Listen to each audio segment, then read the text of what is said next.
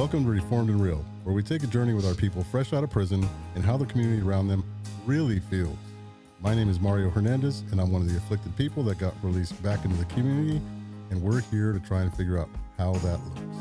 And I'm Wayne Burt, curious onlooker who wants to know about our prison system, get to know the stories beyond the stigma of incarceration, because, like Mario, I believe all stories count. Yeah, I say this every week, but yeah, they do. And if they didn't, we wouldn't have episodes every week. Well, that's a good point. Yeah. That's a good point. And we have somebody special here today. We got Rebecca White. Rebecca White, we're going to have a little discussion with you. Why don't you tell me a little bit about yourself? Well, my name is Rebecca White, Okay. and I am a person in long-term recovery, and I am a formerly incarcerated individual who has overcome a ton of barriers and obstacles to get to become the beautiful woman that I am today.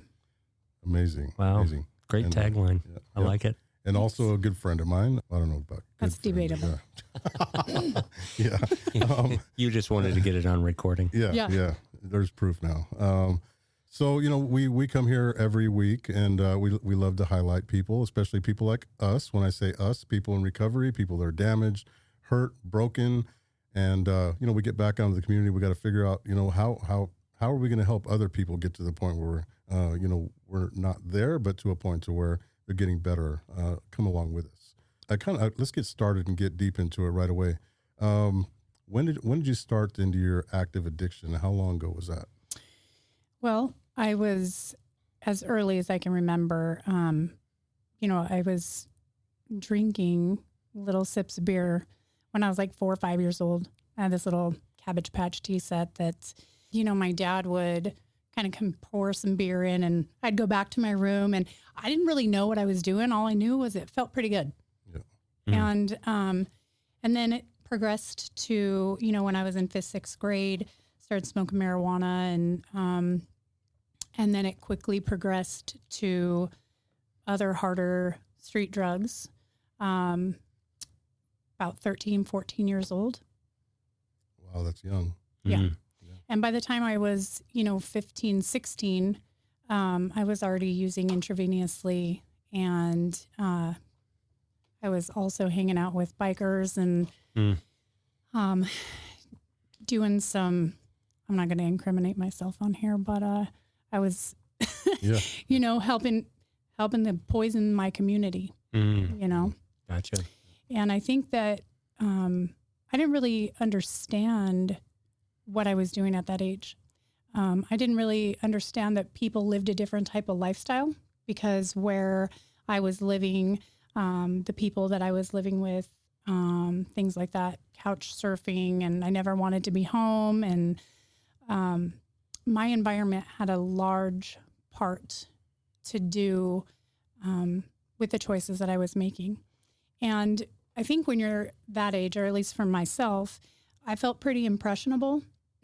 And I think that one of the things also was that I felt like I didn't belong anywhere. And when I was in those environments, I belonged. I fit in. And I was able to relate.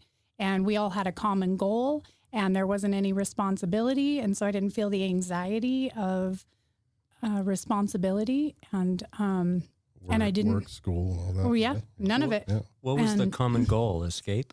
Yeah. Yeah. Absolutely. Escape from whatever it was that was, you know, I've always been a free-spirited person, right? So escape for me looked very different in multiple facets. You know, escape from my home life, escape from my emotions, escape from the traumatic events that had led up to my choices, you know, those types of things. And I think that happens for a lot of kids. And then we start to realize, or we don't realize at that age, you know, that, like I said earlier, that there's a different way of life out there, because we are ingrained in the environment. So we become a product of that environment, and it becomes a way of life. And so you look at normal people and they're like, hey, why don't you come play a game of basketball? And you're like, no, thanks. Yeah, right. Who does that? Yeah, what? Plays no, what? there's people out there. Do you know that? Like, what's the day like? Yeah. You know what I mean? Yeah. Where did you grow up, Rebecca? I grew up here in Boise. You did? Yeah. Gotcha. Yeah. Yep. Yeah. So some people might recognize your name. And your voice. I'm certain that they will, and they'll probably be like, "Oh my gosh." Yeah. And the best thing about that is they know who you were and they're listening to who you are today. And people that know you, right, know something different about Rebecca, don't they? They absolutely do. Matter of fact, today I was at work and one of the ladies turned around and looked at me and said, "Is it true you ride a Harley?" And I said, "Well, yeah, I ride two." I said, "Not at the same time." You know, That was going to be my question. And she said, and she just gave me this look like, "What?" She goes, "I don't see that in you." And I was like, well, not that people look bad that ride Harleys, because I absolutely adore people that ride Harleys. But in likeness to my recovery, one of the best compliments I've ever received is, "I don't see you in that light." Right. You know? Yeah. And so Good for feeling. me, thinking about where I was and the woman that, you know, God has forged through the fire for me to become today is like, it's a massive difference. Yeah. A massive difference. It's amazing. And so all the addiction stepladder that you went up led to incarceration. Multiple times. That Yeah. classic story. Yeah. Yeah. I'm detecting some patterns there. Yeah, you should by now. You know, I got to ask you a question. I'm going to step back just a little bit and I'm going to ask you, what was the worst thing that you could remember about your addiction? I think the worst thing that I can remember about my addiction is that it robbed me. It robbed me of my family. It robbed me of my pride, my freedom. It robbed me of the ability to be a good and loving and present parent for many, many years. And I fueled that. Mm. And I think that it robbed me of my childhood and it robbed me of part of my adulthood. Yeah. You know? Yeah. So without that, would you be who you are today? Absolutely not. Right. Are you proud of where you're at today? I absolutely am. Yeah. Yeah. So something big happened to you not too long ago. I'm going to say about 3 years ago? 2021. 2021? Oh, okay. So yeah, it's been 4 years. Mhm. Yeah. What was that? So 4 years ago, I was able to receive a government pardon. And so when I got sober, I've been sober 13 years. February 5th of 2013 is my sobriety date. Bravo. And thanks. And when I got sober, I was like a moth in a jar. I didn't know, I couldn't put two and two together. Okay. I mean, I still have a hard time with that today, but back then it was way worse. And I had no idea what I was going to do with my life because I'd never been offered any kind of opportunity of a life outside of, you know, drugs and alcohol. Yeah. That was my life. Yeah. And I even remember wanting to be a big dog, right? Like I was like, yeah, if I'll go to prison, you know what I mean? That's so cool. Like I can't believe that I even thought like that. But anyways, so when I got sober, I didn't know what I was going to do. And I got into, you know, they call them self-help programs. Then I got active in the recovery community. And you know what? From then on, I didn't have to make any choices. It literally was like God laid out an entire plan for my life. And all I had to do was show up. And it was the weirdest thing. Because if you would have asked me 15, 20 years ago if I'd be working and doing what I'm doing now, I'd have told you to get bent. Yeah. Honestly. What are you doing?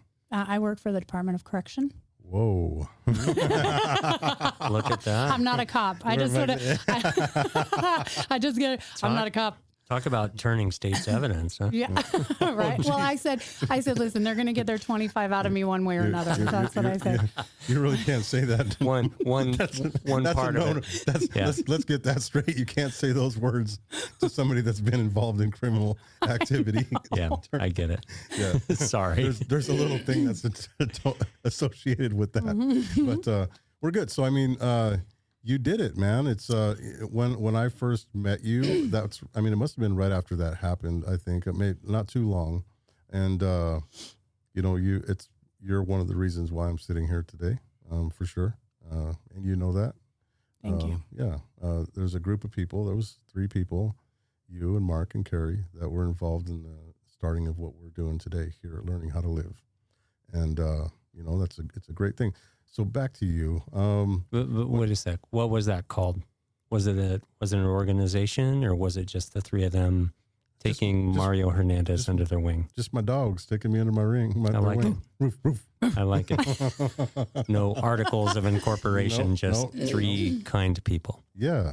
It was Nice. it was in a good way. She was she helped us get our first building, and I met her through Danielle, who's been on this show a couple of times now, and I was looking for a building, and it was weird because I didn't think I'd ever be able to get one. It was just a pipe dream. It was just some BS. I was thinking like, wow, and she set up a meeting, and we got a building, and I don't know. We had a lot of encounters after that, right? All of us friends. There was a whole group of us, and just so everybody knows, there ain't just 1 or 2 of us out here doing good stuff. There's a lot of us out here doing good stuff. Tons of us. Yes, and that we formed a little group, and we were talking about what we were going to do and how we are going to help the community. And I believe all of us, except for 1 or 2 of us that was in that group, are doing exactly what we said we were going to do, That's and right. that's making changes for people like us. And and I want to applaud you for that, because not only did you get a pardon, but man, you're working for IDOC now, and and you're making changes for the females where you work, which is highly commendable. So I think we're going to take this moment right here, and we're going to take a little break, and we will be back in just a minute. We're here with Rebecca White, and we'll be right back.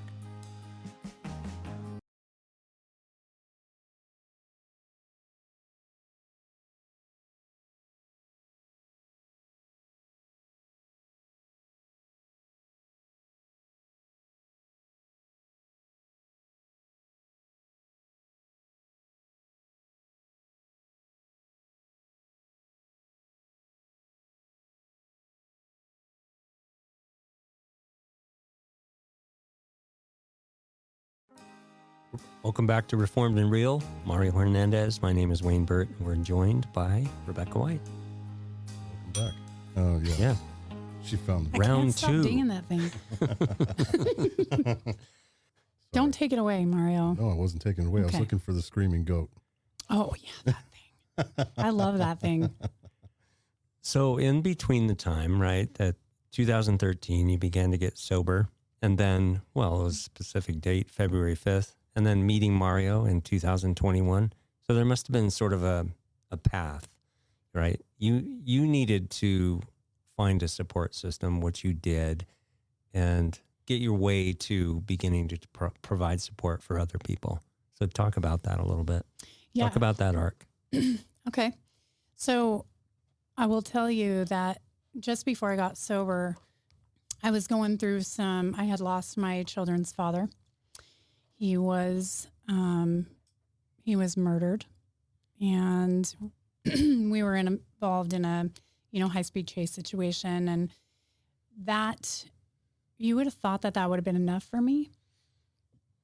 But my kids weren't enough. Losing him wasn't enough. I mean, there were just no end to the destruction in sight. And I pulled over one day on the side of the road, and I was so desperate. And I remember sitting, excuse me, I'll probably tear up a little bit. I remember sitting on the side of the road, and the sky was just completely clear, and you could see the moon, and it was sitting over the mountains. And I just looked up, and I was like, I didn't even know what I was talking to, really. I had a concept of God, but I was pretty angry and pretty frustrated, and didn't really understand why my life was the way it was. And I remember looking up and just begging, help me. I don't even know if you're there. I don't even know if you're real. I don't know what you want from me. I don't know. And something just broke in my solar plexus. I love to say that word. But something just broke in my, in my stomach, and I physically felt it. And I didn't get sober right then, but I knew I had this internal feeling of okay, everything's going to be okay. I just don't know when. And literally a week later, I got arrested and I got put on drug court. Mm. Ooh. Yeah. Mm. That'll learn you. Higher power. Yeah. Higher power for sure. Yeah. Power. And so that's how I started. I started on drug court, and I had some challenges in the beginning. You know, some are sicker than others, and I'm probably the sickest of those.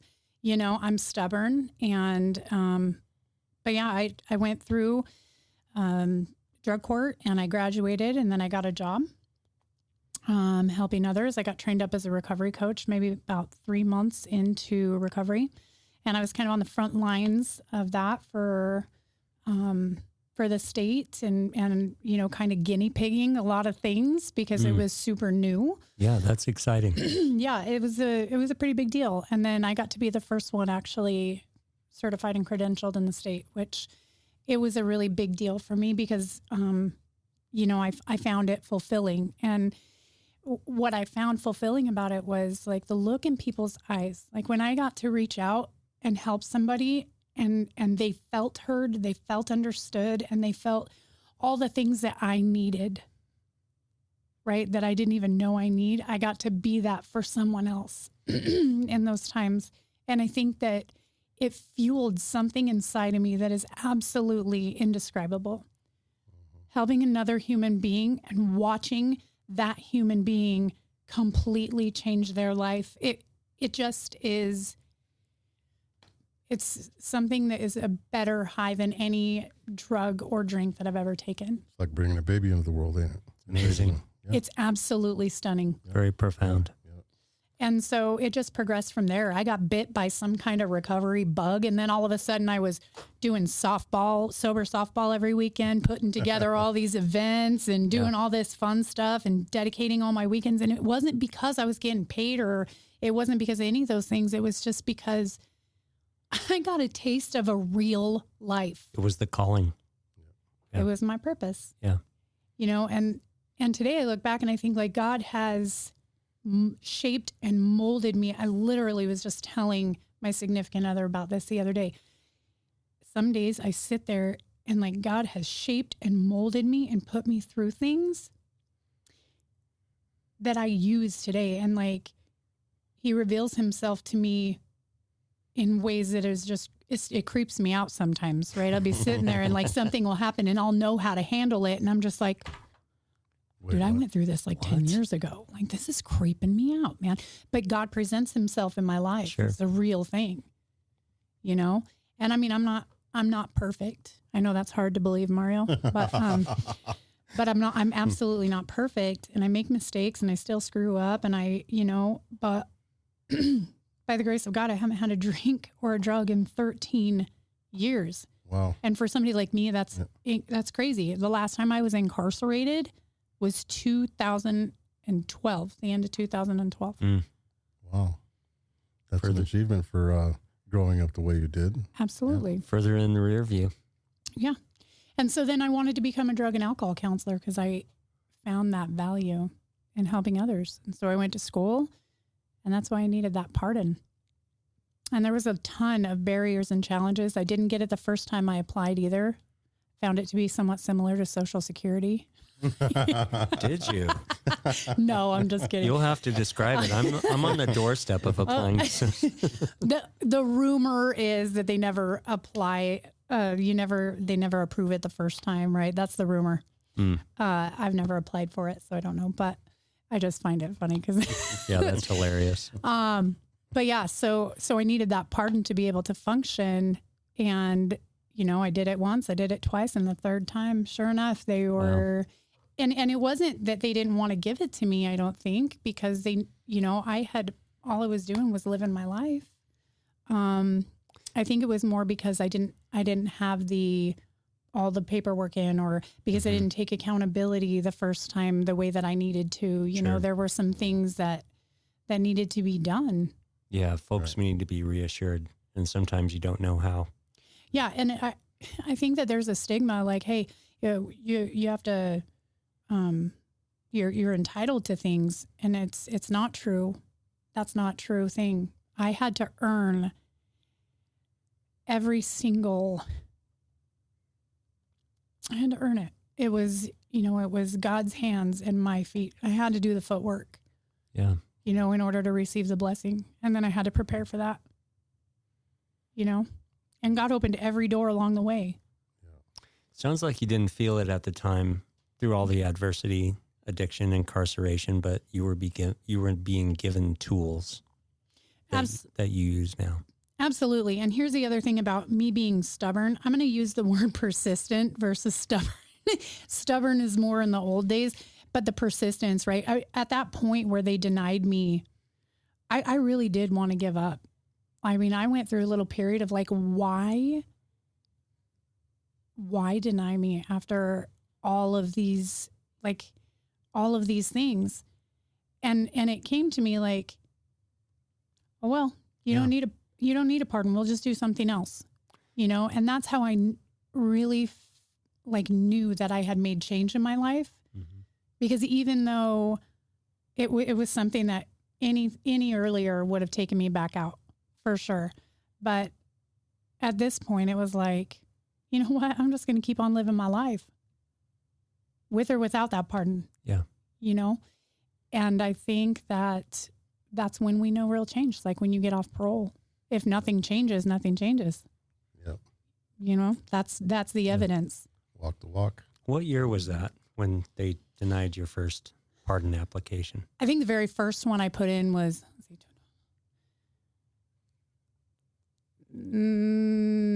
16 or 17.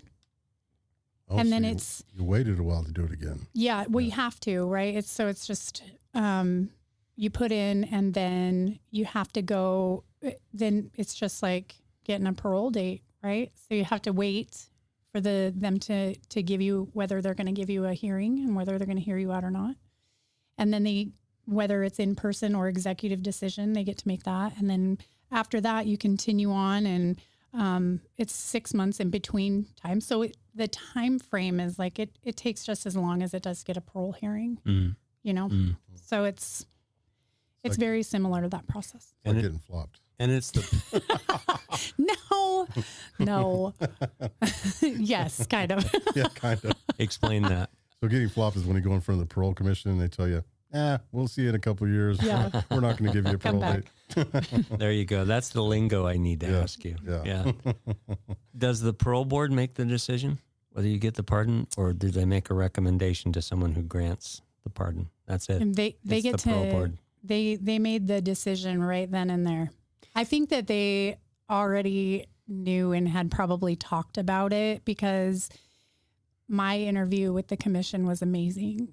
These folks were so kind. I did I don't know if it's a pre-sentence investigation. No, I don't think it's a pre-sentence investigation. Probably the equivalent. It was a parole hearing. It's like a parole hearing investigator, right? There was an individual who called ahead of time and had to verify all the things, and they dug in pretty deep, and it was actually really cool, because I wasn't tripping, because I was just living life. You know what I mean? I didn't have to sugarcoat anything. I didn't have to worry about anything. I didn't have to embellish on anything, or I just told the truth. That works. It does work. It's amazing. When you're doing the right things, it happens. Yeah. So, Amazing. I see you on occasion, right? Maybe once, lately every week. When you have a daughter that's got a commitment. Yeah. Yeah. So, I just, have your relationships gotten better? Which relationships? With your daughters, with people in general? Oh, man. Yeah. But do they, I'm leading into something with that, but some of the people, when they get out, and when we get out of prison, they do get better, but is there still a struggle? Is there still going to be issues? Is it perfect? Oh man, it is not perfect. Right. So I like to say that I have Cadillac problems today, right? I'm like, oh man, the washing machine just broke. What am I going to do? It's not, what am I going to eat today? It's not, am I going to have to eat out of a dumpster tonight? It's not it's not like that anymore. It's not, are the feds on my back? That's funny. Yeah. Looking through the blinds. I don't have to worry about that stuff anymore. You know what I mean? Cadillac. Cadillac I'm problems. going to update that. Unless you're waiting for I would always Amazon say, Prime. Yeah, that's right. I always say first world problems, but now Cadillac problems. Yeah, Cadillac problems. Update. Yep. But it does get better. And by better, it just means I learned how to take accountability and I learned how to show up better. It doesn't mean perfect. Right. Like I learned my kids teach me how to be the mom that they need. And I know that sounds crazy. But in absence of their father, right. I had to do both roles for a very long time. And sobriety, working a program, making certain that I have a really good conscious contact with my higher power on a regular basis. That includes thanking him for front row parking spots at Walmart, right? That's how I established my conscious contact. Cadillac moments. Yeah. What about front row parking in front of learning how to live? Listen, I always get that. Okay, there's a curb out there. Oh, this is the best parking lot in town. Oh, wait, I shouldn't say that. I'm going to give up the secret. And so, it just, recovery has taught me how to show up better in every aspect of my life. And in turn, I get the blessings of better relationships, not just with my kids, but with my community, with, stakeholders in the community, with my government, with my, all of the things that we tear and burn down, and I get to, not I have to, but I get to go to work today. Yeah. Right. I get to be a mom. And though that can be challenging. If anybody didn't know what she was doing, she was holding her hand out like a choking. No, I was not. Stop that. Okay, yeah, I was.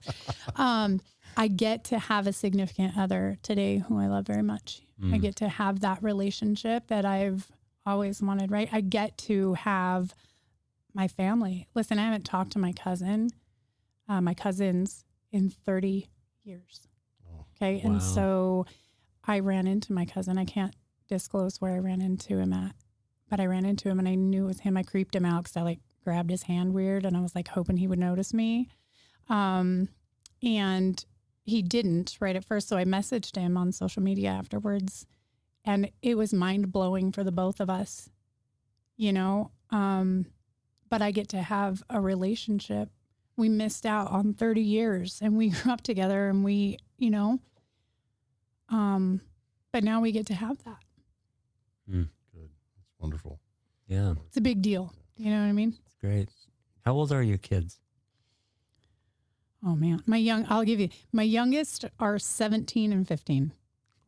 All the other ones are, and they're both girls. I know. Sure. I know. You have my affection and sympathy. Thank you. I need it on a regular basis.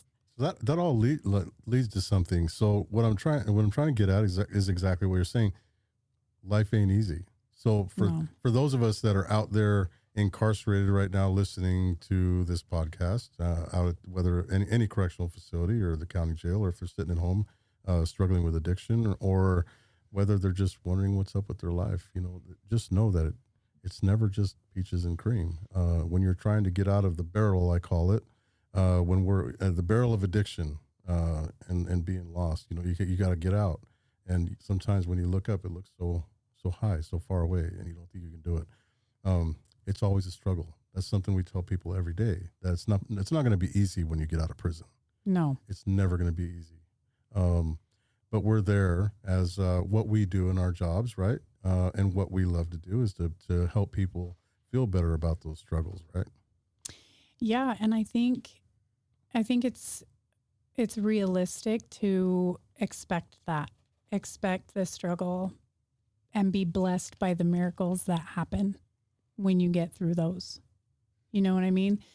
I think the other thing to add on to that would be we return to the family that we left, and we've had all these opportunities to make significant change in program and do and learn new skills and stuff like that. But oftentimes our families don't get that same opportunity, right? So when we get home, we're returning to all of the pain and the bitterness and the resentment and all the things that we left behind that we created. And oftentimes we get out and we try to do something different.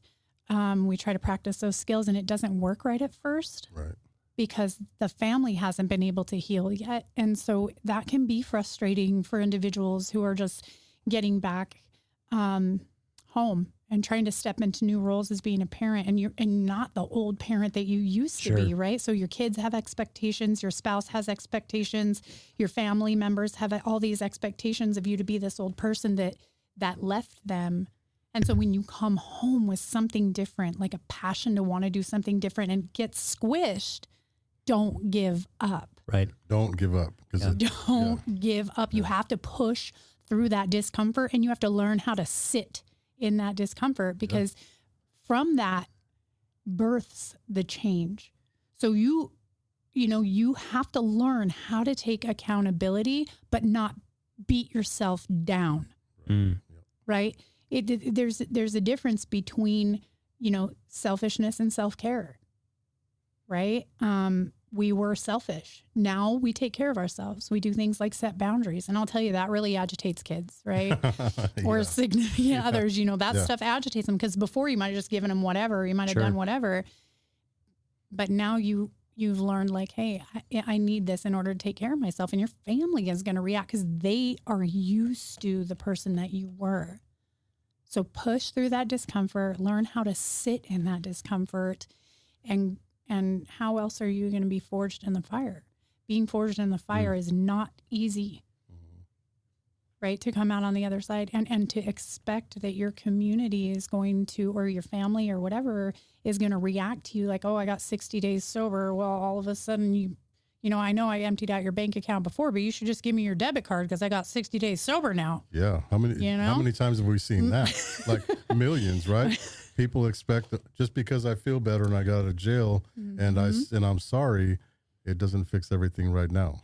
Right. You have to earn that, and you have to fight for it every single day. Absolutely. Yep. And then eventually it doesn't become a fight anymore. It's no longer a battle, right? Yeah. It's just like life on life's terms. Yeah. Yeah. Then your kids start looking at you different, don't they? They do. Yeah. And sometimes with disdain. How dare you tell me no? Yeah. Sorry. What I'm hearing is be stubborn. Persistence is everything. Yes. Yeah. Stubbornness isn't a bad thing. Like we carry a lot of skills into our new lives that, like, we didn't even know we had the skills, right? People skills. I know it sounds crazy, but leadership skills, all kinds of stuff. Counting money skills. Counting money skills. That's funny. Yeah. Counting legitimate money skills. Yeah. When I count money at the till, some lady asked me, she says, boy, you sure count money fast. And me being the smart aleck that I am, I says, yeah, I used to be a drug dealer. Yeah.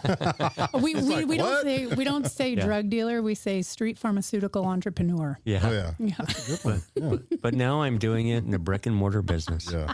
Out in the open under full light. Yeah. Right. Yeah.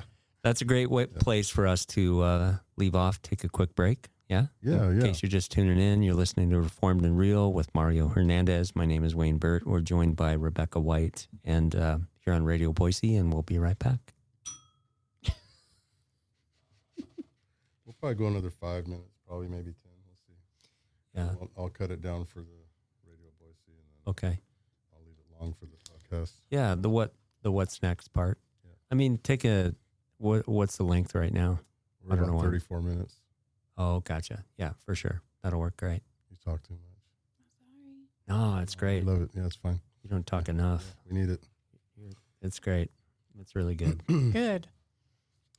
All right. And we are back, myself and Wayne Burt and Rebecca White, having that much needed discussion about how people need to fight when they get out, and how people need to understand, like, their environment. That's when I got out, I didn't understand my environment. I was a baby.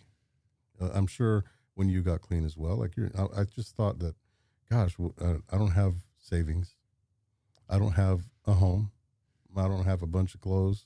And nobody really wants to give me anything because my family's tired of me. Right. So you've been there. We've all been there in our situation. And, that's this story, because Rebecca, you have been through something. And I think this conversation doesn't even give a little bit of light to your fight, does it? No. I think we'd need probably about a 4-hour window for that. And that's, nobody wants to hear me talk that much. But what I will tell you is this, I did start out in a homeless shelter with I had 3 little kids under the age of 5, and I had 2 days under my belt. I didn't even have a driver's license. Were you driving? No. Nope. I was not. I was staying at a homeless shelter, and luckily if you scheduled ahead of time, they provided transportation. Good. So that was that's still only just the tip of the iceberg, right? Right. Where'd you go from the shelter? Well, I got my own little apartment, a little 3-bedroom apartment. Back then the rent was like $650 a month. So it was. Those were the days. Those were the days. Yep. Long time ago. Yeah. And then from there, you were in Pocatello, right? Idaho Falls. Idaho Falls. Okay. Mm-hmm. And then what happened?